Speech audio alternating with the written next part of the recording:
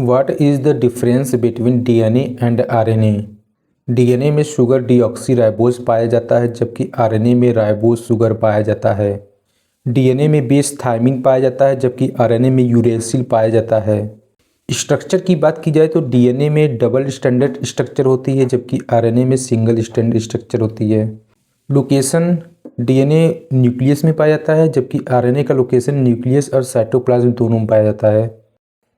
DNA आनुवंशिक जानकारी को स्टोर करता है जबकि आरएनए प्रोटीन संश्लेषण में हेल्प करता है। डीएनए की संरचना डीएनए एक डबल हेलिक्स दोहरी कुंडली संरचना वाला अणु है। यह दो पॉलीन्यूक्लियोटाइड श्रृंखलाओं से मिलकर बना होता है। प्रत्येक न्यूक्लियोटाइड में 3 भाग होते हैं। पहला nitrogenous base adenine, thymine, guanine, cytosine. Second आपका डीऑक्सीराइबोज शर्करा और थर्ड फास्फेट समूह। इन तीनों भाग से मिलकर ही न्यूक्लियोटाइड का निर्माण होता है। नाइट्रोजनस बेस और डीऑक्सीराइबोज शर्करा से मिलकर न्यूक्लियोसाइड का निर्माण करती है और न्यूक्लियोसाइड और फास्फेट समूह के जुड़ने से न्यूक्लियोटाइड का निर्माण होता है। यह दोनों श्रृंखलाएं एंटी पैरेलल होती है।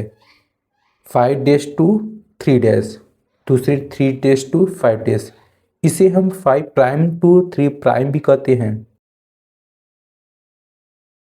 डीएनए की संरचना में बेसों के बीच हाइड्रोजन बॉन्ड होते हैं। एडेनिन हमेशा थायमिन के 2 हाइड्रोजन बॉन्ड से बने होते हैं जबकि ग्वानिन और साइटोसिन के मध्य हाइड्रोजन बॉन्ड की संख्या 3 पाई जाती है। शर्करा और फास्फेट मिलकर बैकबोन ढांचा बनाते हैं। डीएनए में आनुवंशिक जानकारी संग्रहित होती है। यह जानकारी माता पिता के लक्षण अपने संतति तक पहुंचाते हैं। आरएनए की संरचना आरएनए एक सिंगल स्टैंडर्ड वाला न्यूक्लिक अम्ल है। यह पॉलीन्यूक्लियोटाइड से बना होता है। प्रत्येक न्यूक्लियोटाइड में 3 भाग होते हैं। नाइट्रोजन बेस, राइबोज शर्करा और फास्फेट समूह। नाइट्रोजनस बेस 4 प्रकार के होते हैं। एडेनिन, यूरेसिल, ग्वानिन और साइटोसिन। यह तीनों के जुड़ने से न्यूक्लियोटाइड का निर्माण होता है। नाइट्रोजनस बेस और राइबोज शर्करा के जुड़ने से न्यूक्लियोसाइड का निर्माण होता है। न्यूक्लियोसाइड और फास्फेट समूह के जुड़ने से न्यूक्लियोटाइड का निर्माण होता है। आरएनए में थायमिन के स्थान पर यूरेसिल पाया जाता है। सामान्यतः आरएनए में डबल हेलिक्स संरचना नहीं होती है। आरएनए का मुख्य कार्य प्रोटीन संश्लेषण में भाग लेना होता है।